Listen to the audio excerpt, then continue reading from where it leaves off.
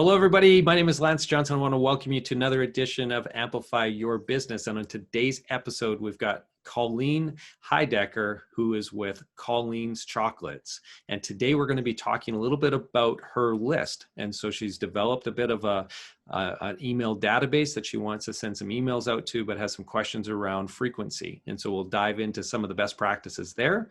And so why don't I share my screen, because we built this little graphic for you.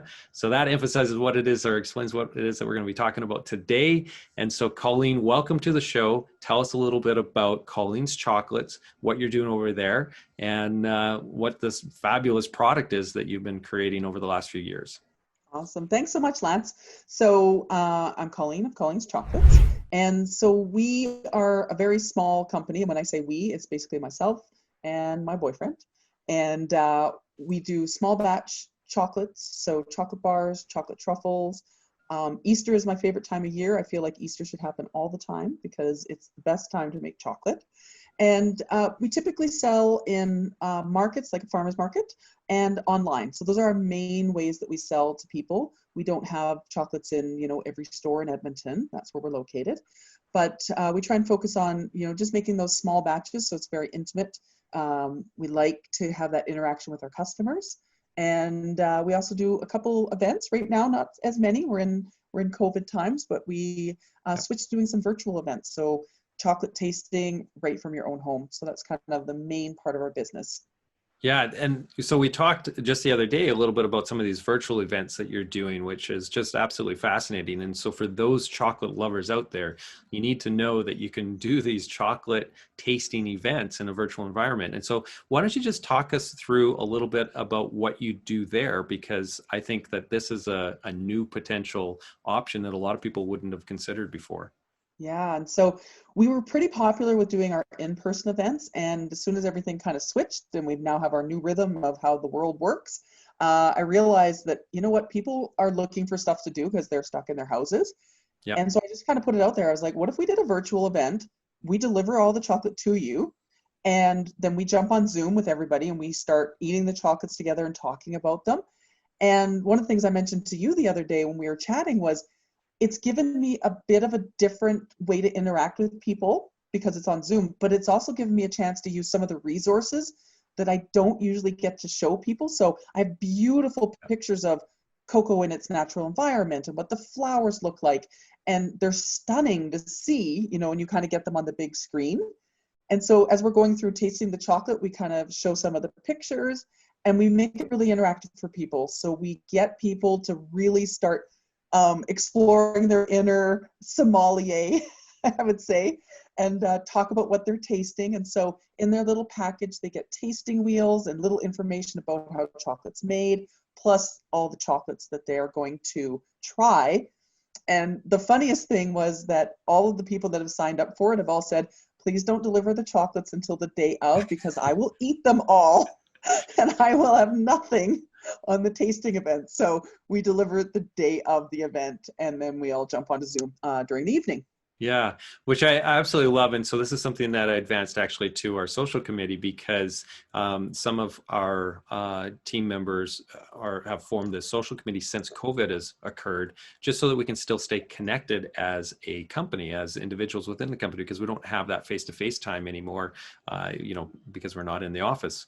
And so this is going to be one of those things that I think would be a lot of fun for us to do, have a lot of laughs, taste some incredible chocolate, and just learn a little bit along the way at the same time, and just have a lot of fun together, even though we're going to be remote. So I'm looking forward to us actually booking one of those real soon with you. I'm just going to share the screen again here and show your website. So on your website, you've got a bunch of different chocolates right now. Now, I'd imagine, do you rotate through, different flavors? You've got new recipes, kind of like all the rage right now is all the craft breweries. And I walk into my favorite craft brewery and it's a different beer every week that I go in there. Well, I'm not going in there every week, I guess. I don't want people to think that I drink that much, but each time I go in there, it's a different beers on the board. Is it similar for you, or do you have some that kind of stay as your main ones? You rotate through some other ones? How does that work? Yeah, so the bars that you see right now, we have 10 different flavors of chocolate bars in 3 different sizes. And those are our staple bars that we have. We actually just retired a chocolate bar a little while ago. And then we have the pretzels as well. So it's 2 types of chocolates, peanuts, biscuits, all on top of pretzels. So those are our main ones that we do all the time. And Yep. then we'll do things like at Mother's Day, we did this triple layer chocolate bar for Mother's Day as a special. We've got coming up at Christmas time, we'll have all sorts of Christmas themed chocolate bars. Okay. And so we're actually getting labels made for them right now. I know it's August, but you got to do these things early. Yeah. So we usually go around the holidays as to when we do those extra additional flavors or offerings. People have gotten very attached Yeah. to the bars that we have right now. Like I tried to get rid of cookies and cream a couple years ago and people lost their minds. They were like, do not get rid of that chocolate bar. I'm like, okay, sorry. So speaking of that, which one is the most popular or most popular ones that you've got on? Number 1 is our salted caramelized and biscuits. So it is a salted, it's a caramelized chocolate and it's got almond flake salt in it that we get from a local company and then biscuits on top. And that's the first one, the top there, top row. And number 2 is actually the candied ginger. And a certain somebody that I work with argued with me that there's no way that's number 2. So I had to pull the numbers up and I was like, it's actually the second biggest seller. Yeah, that's interesting. I would never have thought that. I would have thought that this strawberries and biscuits would have been a really big one. The Celtic caramel definitely speaks to me. Cookies and cream as well. I mean, the dark and salt. I mean, they all sound really great. I want to try this Hawaiian pina colada though. That one really interesting. That's it's a showstopper. So it's everything I love about Hawaii in a chocolate bar. So pineapple, macadamia nuts, and coconut all in a chocolate bar. And so you actually have pieces of pineapple in it? No, it's freeze-dried pineapple that's been powdered and we mix it in with the chocolate. That's why it's that beautiful yellow color. Oh, interesting. And it's just the pineapple's straight up pineapple. There's nothing else in it. Yep. And that pink bar there, that is freeze-dried strawberries mixed straight in. So there's nothing else. It's just the white chocolate, the freeze-dried strawberries together. Yeah. And a lot of the bars are ones that I really like because, I got to taste test everything as I'm making it. So of course. I want to make stuff that I like too. Yeah. But it's fun for us to have the opportunity, like especially like Easter, Halloween, Christmas, to do really fun things. And one of the things that we ended up doing was when this pandemic hit, was we said to everybody, you know what, we're going to do truffles. And we typically do truffles once a year, and that's at Christmas time. And people lost their minds because they're like, oh my gosh, there's truffles. It's March. Let's buy them. Yeah. And so it was kind of fun to kind of bring them back at a point of the year where we typically don't do them. And people really responded well. So now we kind of alternate around where we'll do them like once a month and just kind of have them available, which is fun for me to get to experiment with stuff. Yep. Yeah, sounds good. And I mean, if you ever needed a taste tester, this is the guy you need to invite because I'll be there for sure. Now, obviously, when we're talking about your business and all these different recipes that you're experimenting with and the small batches that you'll come out with, and then some of these seasonality pieces that you've got as well, that requires a lot of communication to your audience, to the people who know and love you. And so email marketing is going to be one of those key things. And I see down at the bottom here, when I go down here, there's this join our mailing list down at the bottom where you're getting subscriptions to people to join. And then obviously you've got your past customer list that you would be able to market to as well. And so I know when we had a conversation and I was asking you about, so what are some of the big pain points that you have? The thing that you came up with was probably the biggest pain that I've got is I've got this database of people, but I'm terrified to send emails to them or put them on some sort of drip sequence because I don't want to lose them. And this is something that I mentioned is quite common. And so I want to do this episode on that, is that you don't need to fear losing them if you're delivering them content that is relevant and interesting to them. And so when I sign up for newsletters or I purchase something and I start getting some subsequent emails, I don't delete those or I don't unsubscribe from that list if I'm getting something of value. So it's all about a value exchange. I'm exchanging the privilege to put something in my inbox for the value that I'll receive from that as a person who's consuming that content, right? And so that's the way that you really want to think about it. So if you're nervous about that at all, then what that should do is drive you to creating better content, or the best content you possibly can. So don't just email people for the sake of emailing people, or spam them with different things that aren't of value potentially to them. Now, the thing that I love about e-commerce operations is that you're selling products that people have purchased, or people have tasted at a farmer's market or some other tasting event, and then they've signed up, or you got their contact information that way. Those people have had a good experience with your product. And so they are going to want to find out when truffles are on back on the menu again, right? And so you don't want to be scared of reaching out to them. You want to treat them as if you would treat, an acquaintance that really loves your product. If you bumped into somebody who loved your product, and you bumped into them on the street, or you bumped into them while you're out shopping at the local grocery store or something like that, you wouldn't have a problem saying, oh, by the way, those truffles that you loved, I just got a new batch of them made, and so they're going to be available for the next week probably, and it will be sold out again. You wouldn't have a problem saying that to them, right? Yeah, exactly. Yeah. And it's so funny because when I sign up for an email, because I want to hear from this person, and for me, I'm like, this is the silliest thing ever. But I think, to your point, it's like the content, creating that content so that people want to open the email and want to see what's going on. And it's not just, oh, she's got something else on sale. Yeah. But sometimes they want to know that you've got something else on sale as well, right? Like, what's the deal of the week, or the deal of the month, or what's the flavor of the month, right? And so those kinds of emails are actually quite valuable. And so I get some of those, and I know a lot of people sign up to clothing store ones and all these other things that we consume because they want to stay abreast of what is happening there in terms of what those deals or features and so on might be. And so then the question becomes, okay, so we've got over the fear. We're going to send them something that's going to have value to it.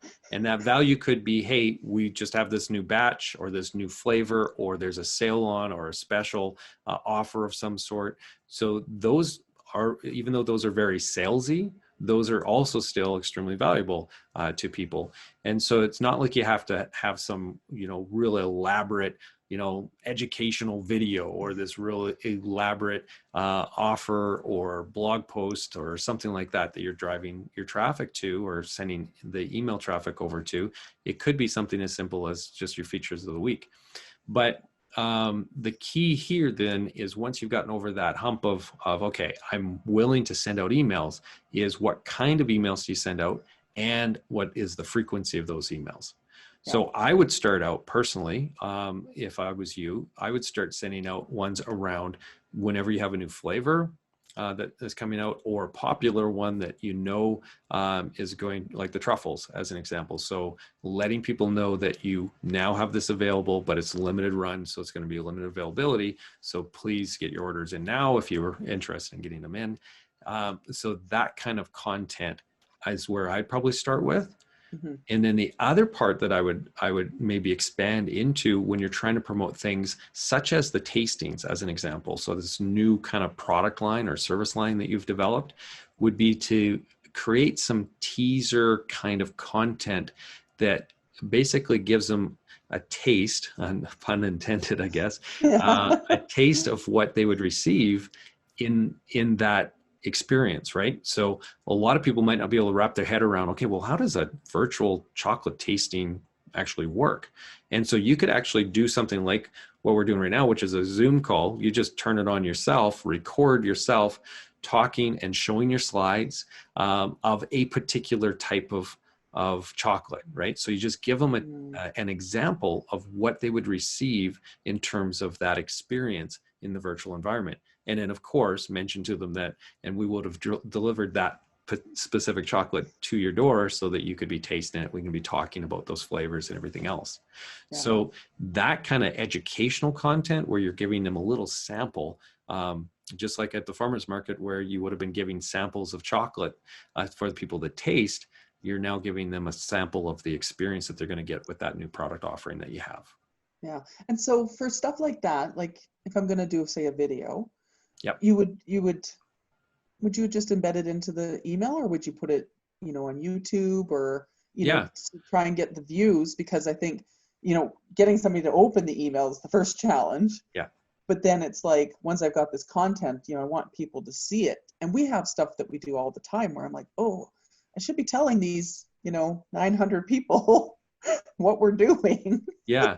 Yeah, for sure. So those are really good questions. And so you don't want to embed it into the email. And the reason why you don't want to do that is that the file size gets too big, and then you'll get caught up with some of the spam filters that, Gmail and Outlook and so on will have. And so it just won't get delivered then. So what you want to do is get a thumbnail out from the video, and you put, just go into a really inexpensive graphic design suite like Canva or Snappa or something like that. Yep. Put a little play button on top of it so it looks like it's a YouTube kind of player, and then hyperlink that to where you have the video located. And so you could use YouTube. I don't recommend it for email marketing to use YouTube for a lot of businesses, but yours actually might be a good one to use YouTube for. And so when they click on that thumbnail then, because they think it's a player, it'll then go over to your YouTube channel and it'll play that video on your YouTube channel. Now, the reason why I typically don't recommend doing it that way, I prefer that you actually have a landing page created on your website, that you would then have the video situated there, and then you'd have the call to action below that. So for instance, if you were doing the cookies and cream, you're talking about that in a segment, and about, the ingredients, and you've talked about all the wonderful things about it as an example of what that tasting would be, then what you would have on your landing page is that video, but then below it, you would actually have then a buy now button for that particular chocolate bar, because you've got them salivating after they've watched that video, right? And so you want to maximize the opportunity to actually sell, to convert them into a customer. And so you'd want to have that there. And then also maybe have some content written below it so that you can then start ranking for specific keywords, that if somebody were to organically search for something that's related to that video, that they will find that video just organically and be able to click on it, watch the video, and hopefully purchase some product, right? Yeah. And then what do you think about, like, if I send out an email, because one of the things we're looking at adding to our website is that reviews. Yep. So we were looking at crafting an email around, hey, everybody, we're looking for reviews. Yeah. And offering something. Like, is that spammy, or is that? No, not at all. Yeah, no, definitely not at all. Again, the people who have probably purchased your products are people who, assuming that you've got really good product, are people who enjoy it. And so getting a review from them, to ask them for that, is a natural thing. And if they love it, they're going to give you a great review. And I mean, obviously you run the risk if they hated it, that they might also be passionate enough to give you a bad review too. But I mean, in general, if you're doing a great job with your product, then you've got nothing to worry about. Now, I would include that in your sequence, an email sequence for anybody who purchases. So I know you're using Shopify for your website. And so what I would recommend that you do is they've got the ability to send out email sequences post-purchase. And so after X number of days of them purchasing it or you delivering it, you want it to then trigger an email that would go out to them, asking them for that review and directing them to where you would like that review to be made. And so the common places would be, on Facebook reviews, on Google reviews, obviously is a big one, Yelp, and there could be a few other ones that you might want to be involved with. And so you would include some links in that email, and then they would just click on the one that is most relevant to, or the one that they're most interested in putting a review on. Now you could reward them. So you could purchase reviews, essentially, reward them for making a review, regardless of how they review, because you want them to be an honest reviewer. And so you could say, hey, if anybody who provides a review, we're going to, give you a 20% discount code or a $10 off code or something like that. So I would tie it to another purchase if it was me. Yeah. And that's what we were thinking, because we call them our super fans. Yep. And so those are our customers that, like, as soon as I see them coming, I just, it's like, you go to Starbucks and they have their drink ready for you. Like, I know what they're buying. I know what they're getting. Like they just like take my money. Yeah. Yeah.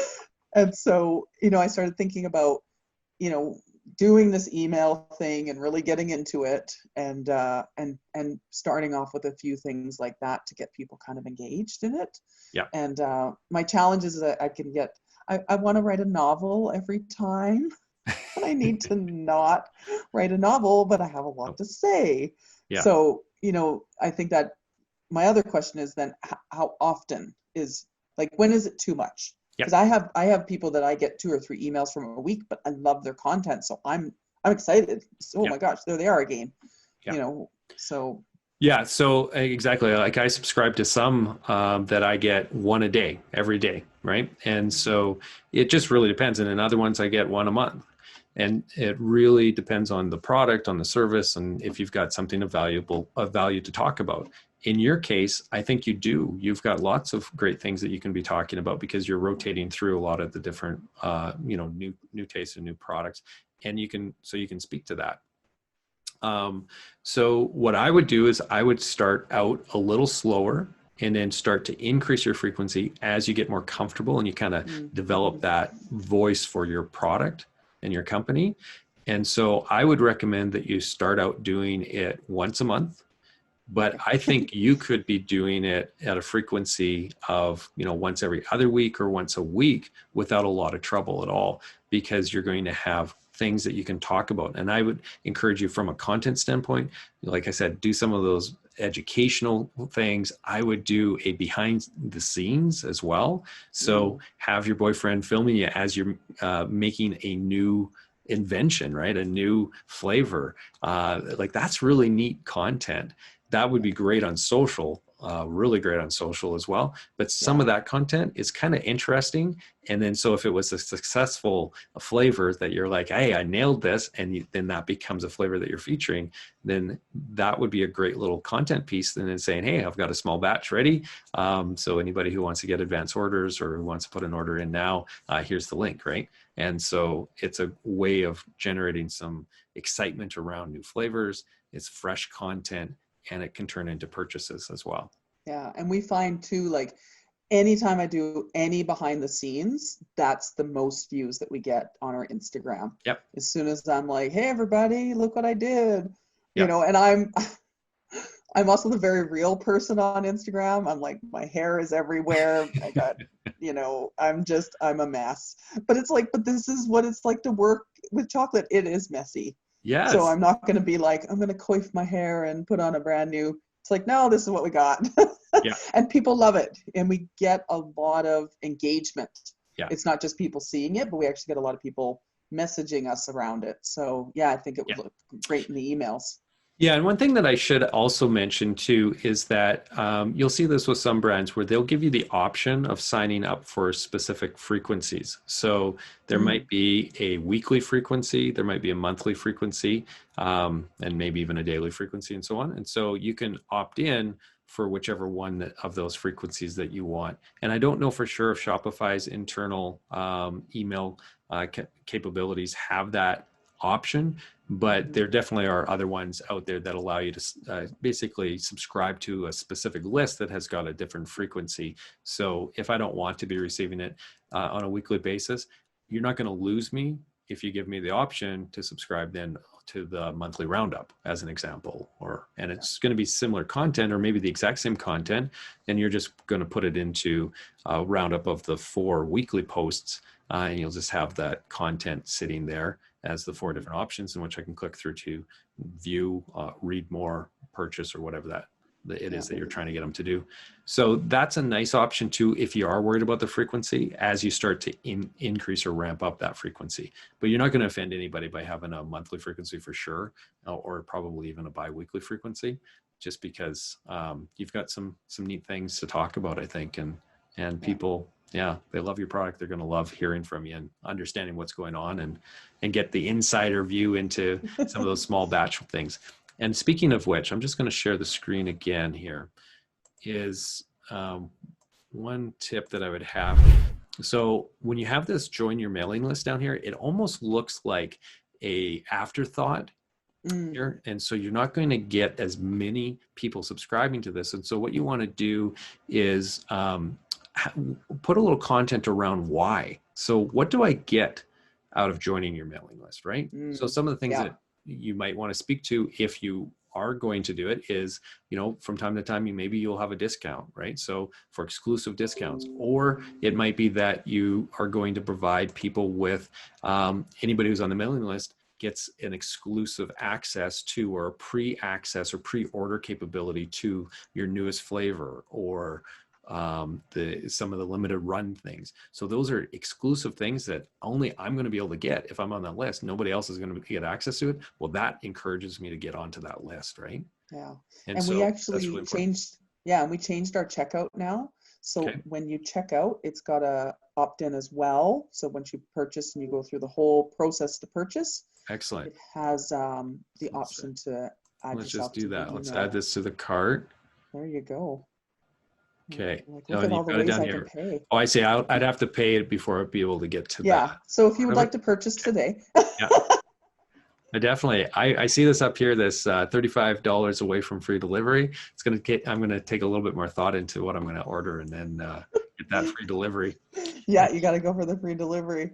And that's another thing actually where I see a lot of success that e-commerce sites have is they'll say, sign up for a newsletter and get free delivery on your first order, or sign up for a list and get 10% off your first order.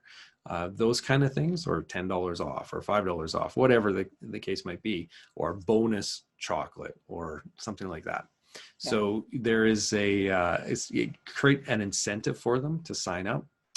And I know you had mentioned that you guys are also at farmers markets, and right now there's a barrier basically you have to maintain for the most part. You can't give away samples just because of COVID. And so before you would have the option for people to, enter their information on a slip and for a free draw or whatever. You can't do that as easily now. One idea that I had after talking to you about that in terms of list building is what I might do is put a little sign up, in that 6-foot barrier or whatever that you have to have between yourself and where they're standing. Put a little sign up with a QR code and have that QR code linked to the sign up form for the newsletter. And so then I can take my phone and I can put my phone up to that QR code, and it'll automatically open up then your registration or the sign up form. And that's my entry. So anybody who enters on that particular day, or anybody who enters for that week, or whatever, you're going to do an annual draw, or a draw, and you'll send them whatever that gift is, $50 of chocolate or whatever it is. My boyfriend's going to see this recording later, and he's going to call you and he's going to thank you and be like, thank you, Lance, for saying she should do QR codes, because he is always bugging me to do QR codes for everything. And I'm like, who does a QR code? So he's going to see this and be like, told you so. Yeah, QR codes were something that was kind of it never really got adopted really well in North America. It was something that was used in other markets quite extensively, actually. But nowadays, I'm starting to see more and more incorporation of QR codes, and you can actually get them. There's designs that incorporate QR codes, so it actually looks kind of cute or whatever, or is on brand, and so you can do some really cool things there. But all the smartphones nowadays, you just basically point the camera at it, and it figures out that it's a QR code, and boom, it loads whatever it is that you want them to load. And so it's a great way for them to be able to do that with that social distancing, right? So that could be. He developed one the other day that has my logo in the middle of the QR code. Yeah.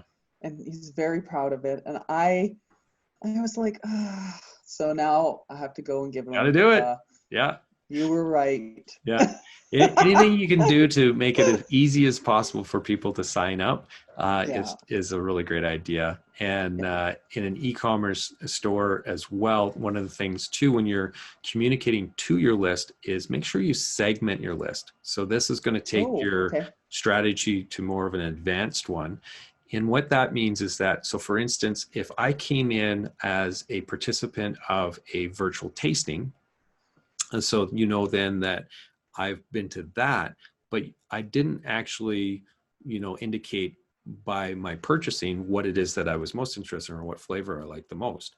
And so you could tag me as being a person that was in the tasting, but without any specific information. So you're going to send me more general information about your chocolates, but somebody who maybe purchased, say, the cookies and cream, if they purchase that, then we know that that person is interested in cookies and cream. So if you had an alternative or a new flavor of cookies and cream, or a different take on that, then that would be a great audience to have that information presented to them, whereby, say, somebody who was interested in the caramel one, or the truffle one, say they got the truffle one in December, last December, when you then relaunched it in March, those would be the first people that should get that email sent out to them saying, hey, I've got, the truffle limited run. I know you guys loved it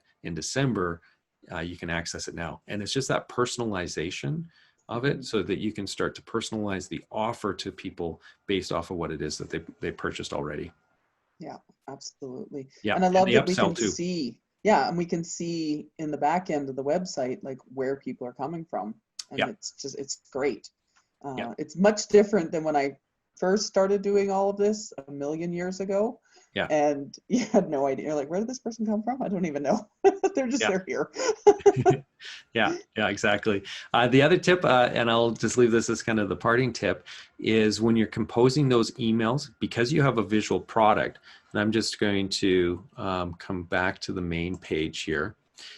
And I would recommend this on your site as well. So you've got the chocolate. When I click on this, it would be great if there was additional photographs of the chocolate, right? Okay. So this looks pretty flat and pretty plain right now.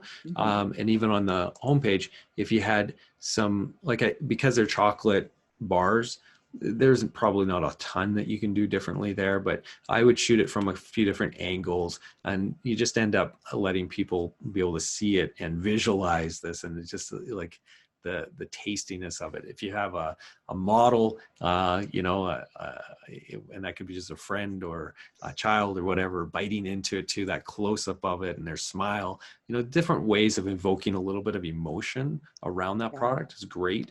And then obviously that creates a great fodder for Instagram. And I know you've got a good Instagram following too. So that would be really, really good there.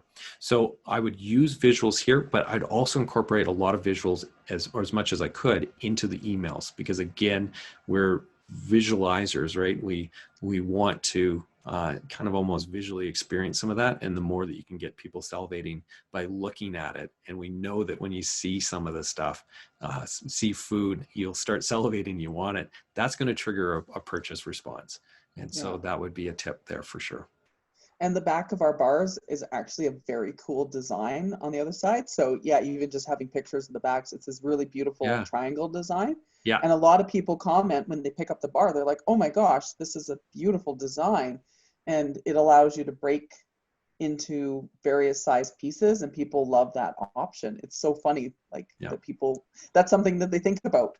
Yeah, sounds great. Well, thank you so much, Colleen, for taking the time today to spend a little bit of time just going through some of the challenges that you've had on the email. Hopefully this is giving you some confidence that you're not going to offend anybody. You're not going to lose anybody. And even if you do, and this is one of the things that I do want to emphasize too, is that if you do lose people, that's fine, because those are people who weren't interested, and you're not engaging them right now anyway, but for whatever reason they're not interested, and that's okay. You want to build your list of people who are interested, and so having a few people drop off, not a problem at all.